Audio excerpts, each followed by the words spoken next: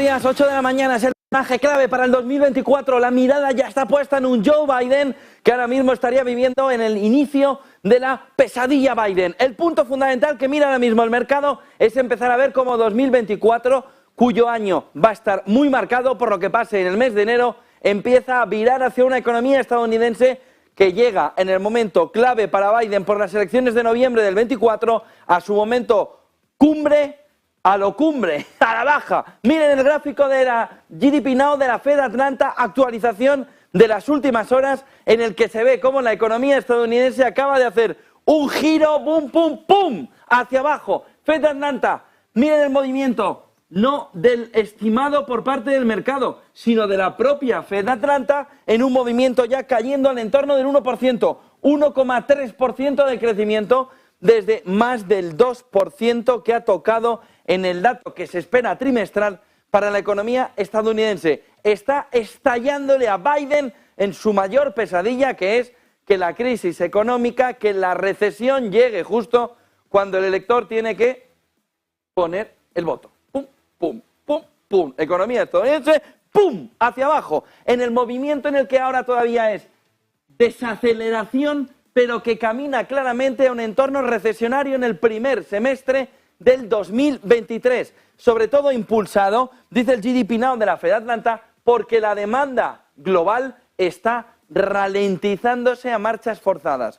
De tal manera que últimas semanas, economía estadounidense, Biden, voilà, hacia abajo, incluso cruzándose ya más abajo del consenso del mercado de Bloomberg, que estaría apuntando un entorno también de 1,33, un entorno del entorno de 1,3, 1,4% de la economía estadounidense. El último dato le pone a Biden ante su mayor pesadilla, que no es solo la geopolítica con Israel, con Ucrania, donde empieza a no haber dinero y tiene que ir al Congreso a pedir 60.000 millones, sino que el entorno claro, bueno, sí que hay dinero porque van a imprimirlo, pero no lo tienen, no se lo aprueban, sino que la pesadilla Biden empieza a coger cuerpo económico.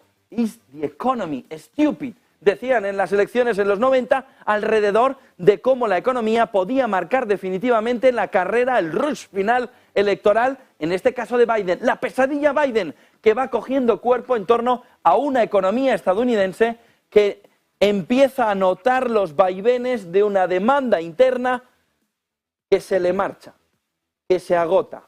O si hay bajada de tipos de interés en el primer semestre, o la economía estadounidense, al ritmo que va el proceso de desaceleración global y de demanda interna, estaría en una situación muy complicada para no entrar en un terreno recesionario. La pesadilla Biden, que también se va viviendo en Asia. Miren el siguiente gráfico, hemos conocido los datos la última noche, hace unas horas, alrededor del Caixin Servicios PMI en China. Este sí empieza a recuperar 51,5 frente al 50,5 que se esperaba y el 50,4 que venía de previa.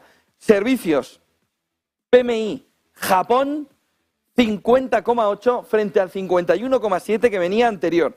Hong Kong, 50,1 frente al previo de 48,9. China, cogiendo cuerpo, cogiendo fuerza.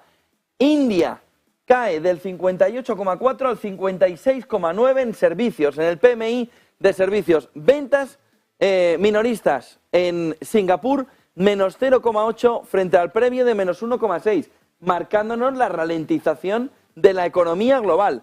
Ventas anualizadas, menos 0,1 frente al forecast, a la previsión del más 0,2. Miren el siguiente gráfico que nos marca también Bianco Research sobre la perspectiva de algo que tenemos en una fotografía muy parecida a lo que había sucedido en otra época de la historia, 1964. En aquella ocasión, las 5 principales empresas tuvieron una concentración en el S&P 500 mayor todavía que la que ahora mismo tienen las 7 magníficas, AT&T, General Motors, Exxon, IBM y Texaco, marcando 27,60, 25,72, la mayor concentración alrededor del S&P 500 por parte de un grupo de empresas. Ahora lo que tenemos es el movimiento de las 5 principales empresas por capitalización en Estados Unidos, conformando el 25,72%. En ese entorno, fotografía clave de cuál es el riesgo que hubo en 1964 sobre una tan abultada concentración, que el movimiento de caída de las compañías significó también el movimiento de caída del conjunto del mercado. Otra de las pesadillas de Biden en este entorno.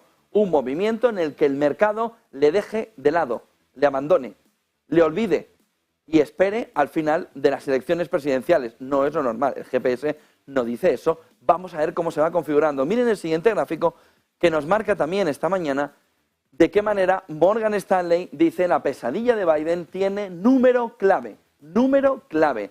Y el número clave no es otro que el 3.500. JP Morgan, sus analistas apuntan a estas horas sobre la importancia que tiene en este entorno, que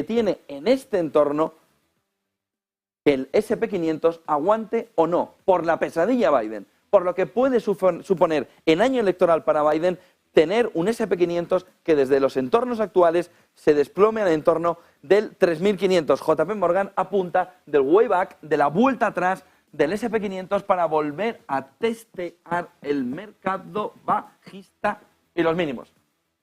Ojo a la fotografía. Lo que ya no es una caída del 10 y del 15%, estaríamos viendo un desplome como el de 2022. JP Morgan dice, va a ser clave enero, va a ser clave el primer trimestre, porque la clave fundamental es que, dice, se van a volver a testear los 3.500 puntos. Todo eso en un entorno en el que hay una nueva cancioncilla en el mercado. Oro, Bitcoin, oro, Bitcoin, oro, Bitcoin, oro, Bitcoin, oro, Bitcoin. ¿Por qué? Porque el inversor se da cuenta de que ese papel que le imprimen empieza a acercarse al valor del billete del Monopoly. Porque se empieza a dar cuenta de la tremenda deuda pública emitida en el mundo que lleva a las monedas a que no valgan nada. Y porque el inversor empieza a ver que quiere algo tangible, algo que valga, algo que sepa que va a valer a futuro. Y en ese entorno, oro, Bitcoin, oro, Bitcoin, oro, Bitcoin, oro, Bitcoin, oro, Bitcoin. Fíjense, porque si vemos en el gráfico cómo se está comportando oro en este entorno, esta mañana 2033, ayer llegó a tocar 2150, estaría en el nuevo máximo, fíjense aquí arriba, en el nuevo máximo, superando sobre todo lo que sucedió en el coronavirus. Tenemos una fotografía clara en la que oro y Bitcoin juegan como papel fundamental para que el inversor sepa que tiene algo que de verdad tiene valor alrededor de lo que está sucediendo, por ejemplo, con el dólar, con la emisión de la deuda y cuál sería el valor real tanto del dólar como del euro en un entorno de deuda superada todos los límites que se habían puesto gobiernos como cuando ahora en Alemania necesita hoy aprobar de manera urgente con el gobierno de coalición o 45.000 millones o se acabó. Es decir, hemos llegado al punto que ni Alemania tiene dinero. Hablemos claro. No tiene dinero. Necesita imprimir dinero, necesita pedir dinero, necesita rellenar un presupuesto que, bueno, por labores jurídicas. No. ¿Qué tribunal constitucional? Si te has saltado todo para poder aprobarlo. En ese entorno, inversor, oro y oro en vena. Eso sí, piensen en las últimas horas el movimiento sobre todo de recuperación a la baja que ha tenido. Pico arriba, muy claro, ya hay nuevo techo y a partir de ahí a intentar ver si se puede volver otra vez a jugar esa fase alcista. El otro punto fundamental, lo están viendo en las últimas jornadas, Bitcoin, recuperando sobre todo ese terreno alcista. Vamos a ver hasta dónde, pero los 70.000, los 60 y pico mil, empiezan a estar en la mirada, lejos todavía, pero en la mirada. 41.625, 41.979 es el máximo, el tope en el que se ha tocado hoy, en el que ha golpeado hoy Bitcoin. ¿Por qué? Valor refugio. ¿Por qué? Por si hay un movimiento de crisis de deuda. Y si hay un movimiento de crisis de deuda, refugio y más refugio. Y en ese entorno de refugio y más refugio, juega sobre todo una fotografía clara de que hay que estar seguro de que lo que tiene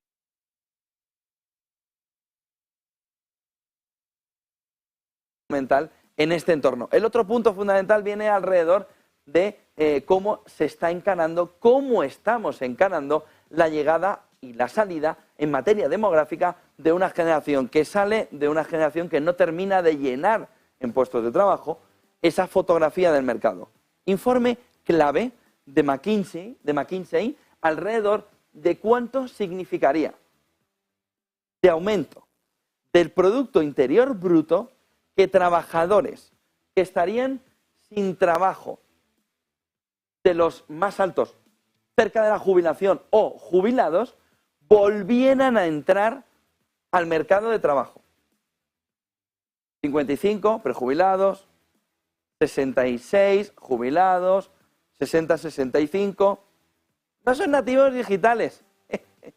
Ya. ¿Y los que están qué? Muy nativos digitales. Tócame un Excel. Uy. Fíjense lo que nos está presentando McKinsey. El Producto Interior Bruto de los países crecería entre un 2 y un 15% anual GDP, Producto Interior Bruto. Le repito, entre un 2 y un 15%. Es decir, tenemos rehabilitado de presidente del gobierno a Joe Biden en Estados Unidos. Sin embargo, hay una pseudopolítica en la que alguien con 55 años no puede estar al frente, no puede reencontrarse con el trabajo, no puede volver al puesto de trabajo, se le ve como, bueno, si ya está fuera del mercado, cuidado que estamos cometiendo un error histórico. Y que además, gran parte de las políticas laborales, si lo que buscamos es el crecimiento total de la economía, deberían reenfocarse en recuperar el talento, no precisamente en los 23 años, sino en los 55. Producto Interior Bruto que llegaría, por ejemplo, a la economía surcoreana, alta. Dicen, no son nativos digitales. ¿Y qué pasa? ¿Que en Corea del Sur tenían el móvil antes que los niños o qué? 14,7% de crecimiento del Producto Interior Bruto interanual si hubiera un movimiento de reentrada de una masa laboral que se ha quedado fuera con llegan nuevos. Y dicen, pero ¿y si yo sé más que ellos? Pero no eres nativo digital. ¿Pero qué nativo y qué digital si lo va a hacer toda la inteligencia artificial? En este entorno, 14,7%, China 13%, Japón 8,6%. Miren qué bien le vendría a Alemania un cambio de política laboral en el que el objetivo o uno de los objetivos fundamentales fueran joven, que entraran al mercado laboral, que volvieran al mercado laboral, más 55 años, 8,1% de crecimiento del Producto Interior Bruto de manera anual, según McKinsey. Miren si nos estamos equivocando en políticas laborales, miren si nos estamos equivocando a la hora de enfrentar y de afrontar el cambio demográfico salvaje, de afrontar es que ni lo están afrontando, que se está llevando o estamos llegando a vivir. Estamos descartando una mano de obra, según McKinsey, en el que esa parte de mayor talento, sobre todo en la fase final de la vida laboral, puede aportar a la empresa, descartándola cuando son el elemento fundamental para aportar valor añadido al conjunto de la economía. Bueno, este gráfico en Estados Unidos está siendo elemento clave. En Europa es que están todavía con el eco, no se enteran de nada. Pero en Estados Unidos está siendo ya elemento fundamental para intentar ver de qué manera se están equivocando en la política laboral a la hora de introducir una parte de sesgo de talento a la hora de llegar al final de la vida laboral. No todo es edad. A veces la edad aporta ese talento en conjunción, sobre todo con las nuevas generaciones que entran al mercado laboral. El informe es espectacular y plantea cómo hay un error de base en la política laboral, es decir, en el mecanismo sobre el que se estaría mirando de qué manera hay un crecimiento mayor del Producto Interior Bruto relacionado con la demografía en un momento como el actual en el que las nuevas generaciones escasean en una mano de obra que sí te pueden cubrir en una reformulación de su puesto de trabajo personas que están ahora mismo en el final de su vida laboral.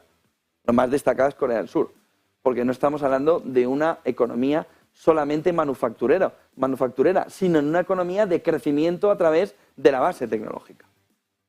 Por lo que, cuidado a la fotografía que nos está dando McKinsey alrededor de cómo se está produciendo un error clave a la hora de mirar cómo tiene que ser la conjunción de la entrada de las nuevas generaciones en un momento en el que la demografía no permite tampoco una transición totalmente ordenada de 1-1-1-1, sino que se necesita un buen brebaje entre ambas generaciones para conseguir entre un 2 y un 15% de crecimiento que podríamos estar añadiendo al Producto Interior Bruto en determinados países. Francia 4,8, Italia 5,4, Brasil 4,7, México 4,8%, Singapur 7%, Estados Unidos 7,2%. ¿Por qué? ¿Cuál es la razón por la que hemos dejado de lado a esta generación, aun sabiendo que el crecimiento iba a estar disparado y no sobre la base del endeudamiento como lo tenemos ahora mismo?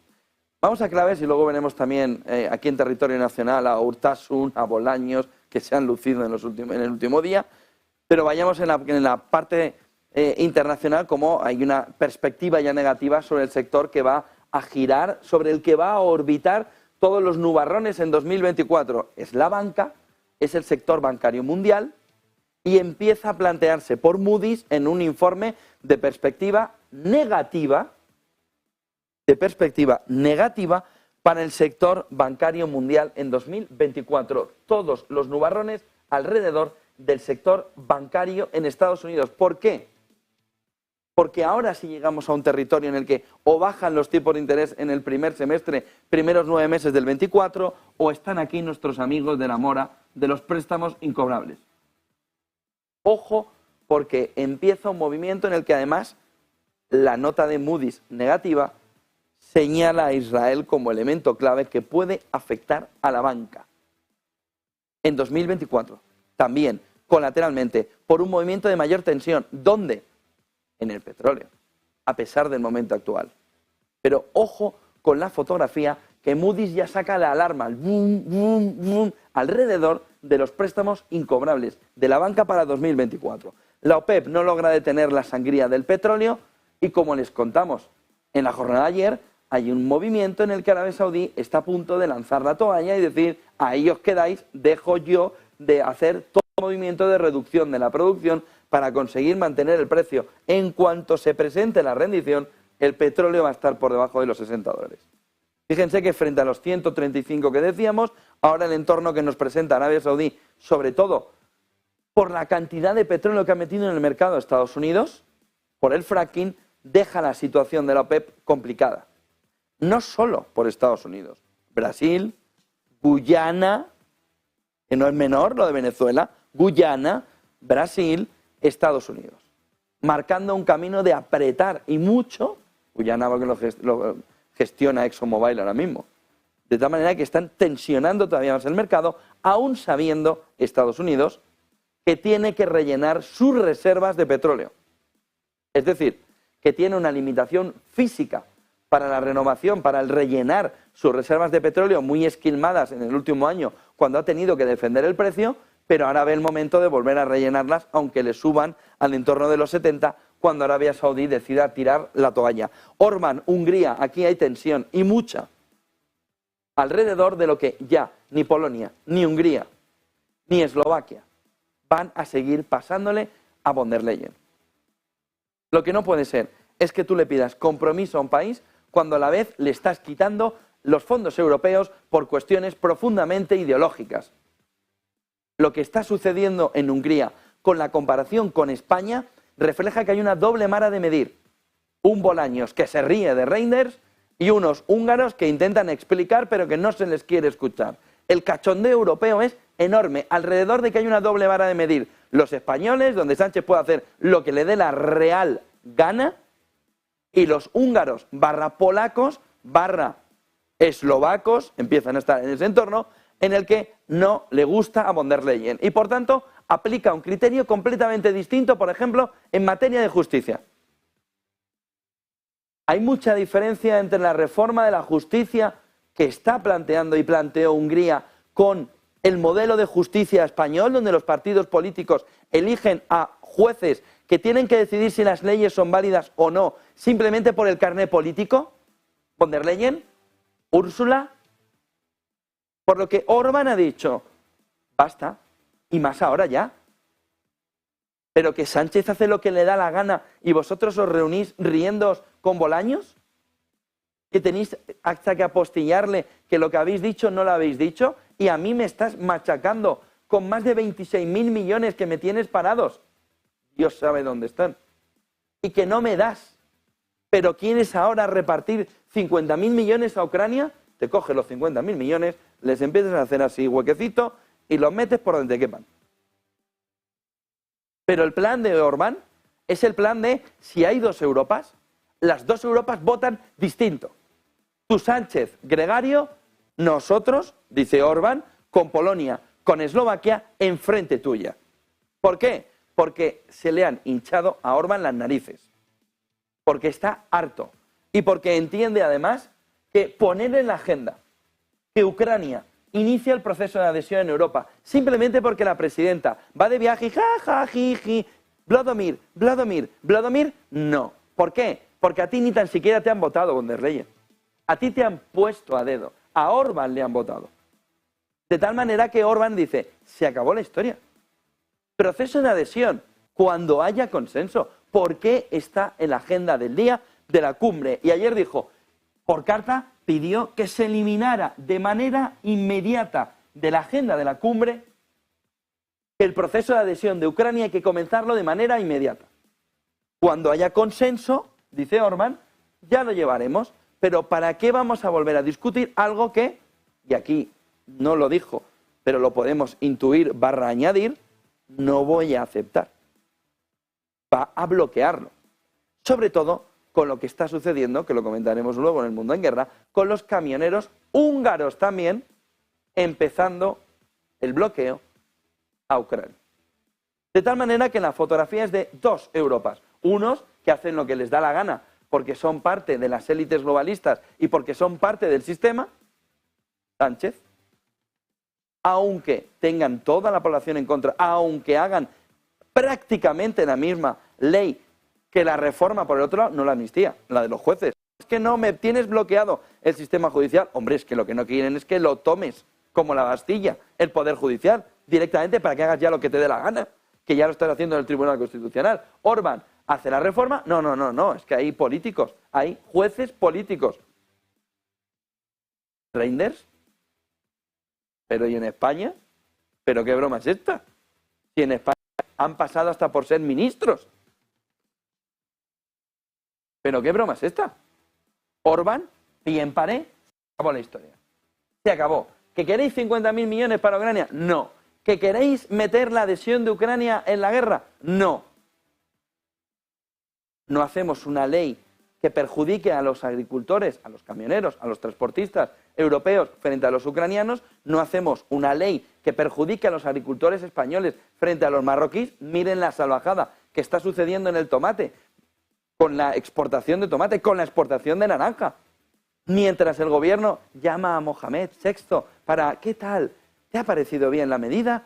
Ya soy presidente. Oiga, ¿qué broma es esta? ¿Pero a quién defendemos? ¿Pero para quiénes son las leyes? Y ahí los húngaros han dicho, se acabó la historia, y aquí en España no, porque estamos atontados. Y tenemos lo que tenemos encima, que bastante tenemos encima. Pero von der Leyen, pero si lo que no tienen es vergüenza. No tienen vergüenza. A partir de ahí ya pueden hacer lo que quieran. Orbán, pie en pared. O lo eliminas de la agenda, pero la cumbre siguiente, esta en la que nos vamos a enfrentar, va a ser tela la de diciembre. Porque el planteamiento de Orbán es, se acabó. Que me bloqueas el dinero porque no me consideras suficientemente europeo. Que no tengo los valores europeos. O me devuelves el dinero, o por aquí no vuelves a aprobar nada. Lo comentaremos enseguida con Emiliano García Coso. Eslovenia y Hungría, Orbán, se unirán a Polonia, anunciado en la jornada de ayer, con bloqueos similares a los camioneros polacos que están bloqueando los camiones ucranianos. Vamos, que si Europa quiere meterle un expediente sancionador a Polonia porque dice que no está haciendo lo suficiente. Hombre, Borrell, ve tú, ¿no? Ve tú a ver a los camioneros ahí en medio de la nieve. En lugar de mandar una queja o una protesta, ve tú, Borrell, vete a hablar con los camioneros, te van a recibir. Bueno, ¿qué tal, Josep? Bienvenido aquí a ver la frontera con Ucrania. Ahora te lo vamos a explicar, chavalote. Esto está así, pero no. Frente a eso, amenaza de expediente sancionador contra el gobierno de Polonia, que siempre tiene la culpa de todo, por no evitar el bloqueo, es decir, que quieren algo así como que saquen el ejército y monten un lío civil contra los camioneros, con tal de que los camiones ucranianos del nene, como decimos en Alicante, vengan a Europa. Oiga, pero ¿usted a quién defiende?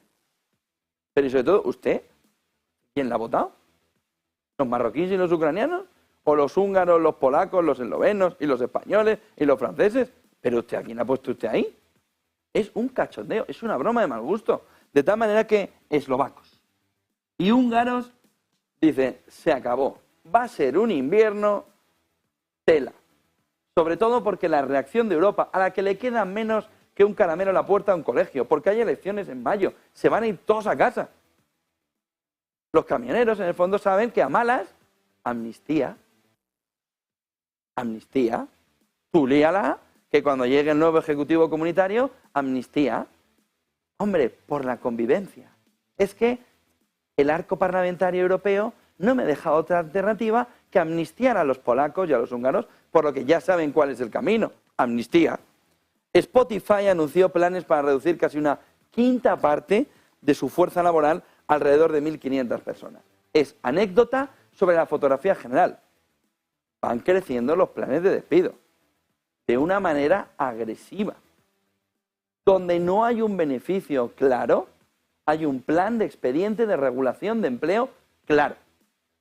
De tal manera que Spotify es un ejemplo, pero no el más importante, alrededor de cómo se va configurando un nuevo movimiento, ya no en tecnológicas, de despido en las compañías, viendo lo que nos viene en el primer semestre. Miren las claves del mundo en guerra alrededor de cómo la financiación de Estados Unidos para Ucrania ya se tiene la mirada por parte de los funcionarios, el que está con el presupuesto de Estados Unidos, de que se agota a finales de año, dijo ayer, quedará de rodillas Ucrania ante Rusia si no se nos aprueban los 60.000 millones de dólares. Le falta añadir más los 50.000 de Putin a la vez está como mandando un mensaje a los embajadores en la jornada de ayer de lamentar lo que ha sucedido en el último año y medio, entiéndanme, lamenta el enfriamiento, dijo ayer, entre Rusia y Occidente ante la nueva toma de posesión de distintos embajadores de Occidente, en los que le expresó que su voluntad es la de volver a retomar algo así como las negociaciones que había o la relación que había anterior a la guerra de Ucrania. Y lamentó ese enfriamiento, le llamó, entre Rusia y Occidente del último año y medio. Bruselas ve motivos para expedientar, ahí lo tienen, a Polonia por el bloqueo de los camiones ucranianos. Pues ahí está. Vamos a expedientarles paquete, paquete, sanción, sanción. Paquete, paquete, sanción, sanción. Oiga, si usted va a ser un eurodiputado que vaya a las próximas elecciones, tiene todavía unos meses para aprenderse cómo funciona Europa. Paquete, paquete, sanción, sanción. Paquete, paquete, sanción, sanción. Paquete, paquete, sanción, sanción. Oiga, vamos a hacer... No, no, espera. ¿Qué te está pasando? Paquete, paquete, sanción, sanción. Paquete, paquete, sanción, sanción. Ahora, no, es que hay que legislar. No te pases, chavalote o chavalota. Paquete, paquete, sanción, sanción. Paquete, paquete, sanción, sanción. Así va Europa. Paquete, paquete, sanción, sanción. Oiga, no, que esto es Europa. Paquete, paquete, sanción, sanción. Camioneros europeos, ¿para qué negociar? ¿Dónde vas? ¿Dónde vas? ¿Qué negociar con los polacos? Paquete, paquete, sanción, sanción. Paquete a los rusos, sanción a los polacos. No, pero ve a negociar. ¿Pero qué dices? Paquete, paquete, sanción, sanción. Si no han aprendido otra cantinera en los últimos años, los eurodiputados, barra la dirección, barra el Ejecutivo Comunitario. Paquete, paquete, sanción, sanción. No tienen otra. Es como el inversor con oro, bitcoin, oro, bitcoin. Han aprendido ahí dos cositas y dicen, oye, que me vas a estresar. Paquete, paquete, sanción, sanción, negociación. No, esto ya no me cuadra. Negociación, negociación, no. Por lo que van a expedientar, ya lo verán, a los polacos por el bloqueo de los camiones ucranianos. Lula asegura que Putin será invitado al G20, pero que tendrá que, con el IDIAR, arreglárselas con la orden de arresto. Es decir, que si quiere ir, ve, pero como vengas de aquí y la Corte Penal Internacional mande la cartita, toma Lula, te la mando por mail, para que no tarde la paloma mucho en llegar. Fuera. Y el vicepresidente de Guyana, donde se está empezando a generar un caldo de cultivo de tensión para el 2024, dice que si bien no cree que Venezuela fuera a invadir, su país debe estar ya preparado para lo peor.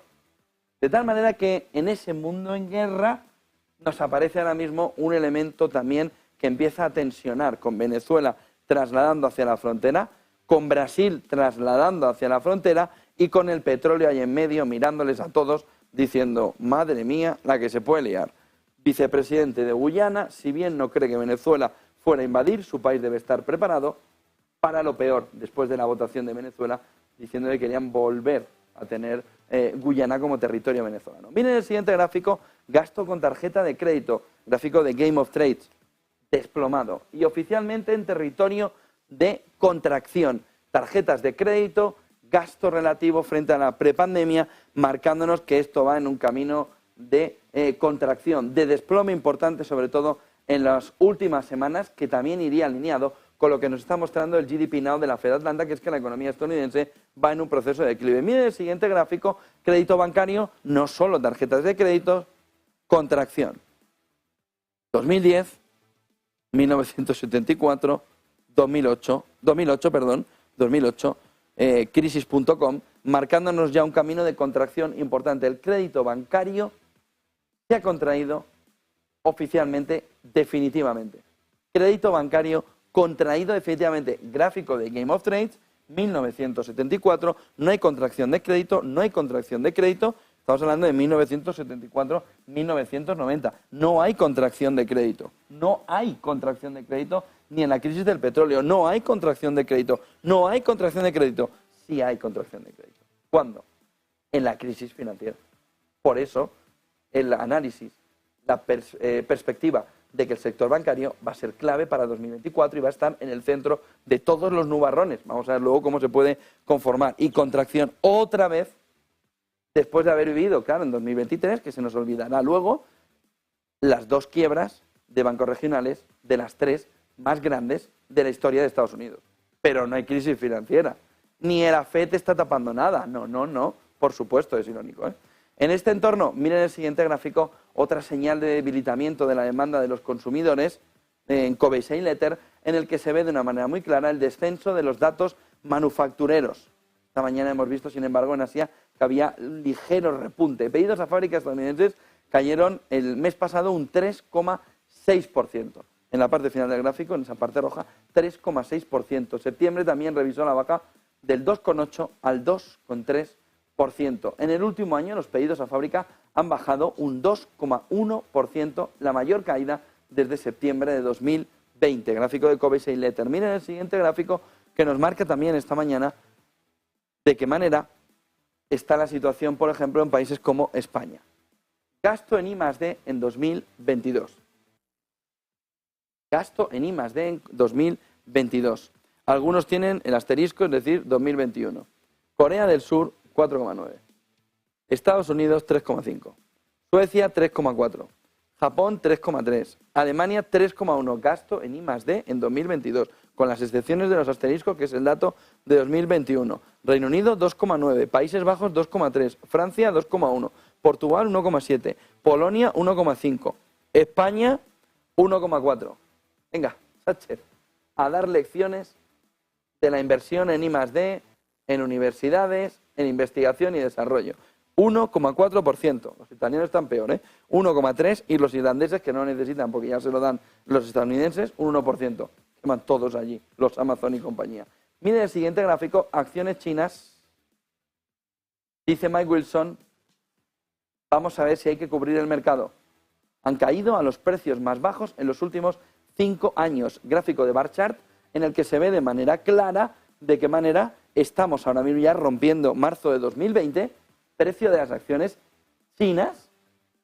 Mike Wilson apuntando ya Morgan Stanley se habría que cubrir ya el mercado. Miren el siguiente gráfico que nos marca también de qué manera vemos a estas horas un movimiento claro en el que India empieza a coger vuelo. Dice Bloomberg, el mercado de India, su valoración alcanza los 4 trillones de dólares americanos por primera vez. por primera vez. Ojo a Modi en este escenario en el que se enfrenta también a unas elecciones donde ha convertido, de verdad, darle un boom importante a la economía india en este entorno. Y el mercado ya lo refleja. Alcanza los 4 trillones americanos, por la manera de contarlo, si no sería 4 billones europeos, por primera vez. Miren el siguiente gráfico, que nos marca también esta mañana de qué manera, gráfico de UXT, el uranio máximo en 16 años. Máximo en 16 años. Y dicen los analistas, el uranio no se detendrá mientras sigue en este entorno alcista de máximos de los últimos 16 años. Miren el precio en el entorno de los $140, miren el precio en el entorno de los 80, después de haber empezado el año en el entorno de los 50 y pico, un poquito más. Ojo a la fotografía del uranio y ojo a lo que está sucediendo con el zumo de naranja. Con la naranja.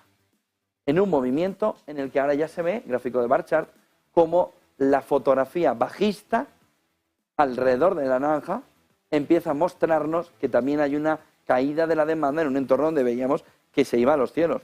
$428 estaba. Miren el siguiente gráfico que nos marca también cómo Estados Unidos, en esa pesadilla Biden que les hemos contado, tiene ya puesta la fotografía alrededor de cómo acelerar el retorno del petróleo a la reserva estratégica por parte de Estados Unidos, según el Departamento de Energía. Vuelve a llenar sus reservas Estados Unidos, ahora que el precio ha caído por debajo de los 80, según información de Reuters. Y Zuckerberg, como último detalle de la mañana, ha vendido las primeras acciones de Meta en los últimos años, después de que estas aumentaran un 172%, lo que nos estaría dando también un pistoletazo de salida de cómo ve Zuckerberg de sobrecargadas a las 7 magníficas en este entorno, donde él mismo ya está ejecutando un movimiento de salida. Vende las primeras acciones de Meta en 2 años después de un aumento del 172%. Descargó $185 millones en acciones en noviembre. 8:37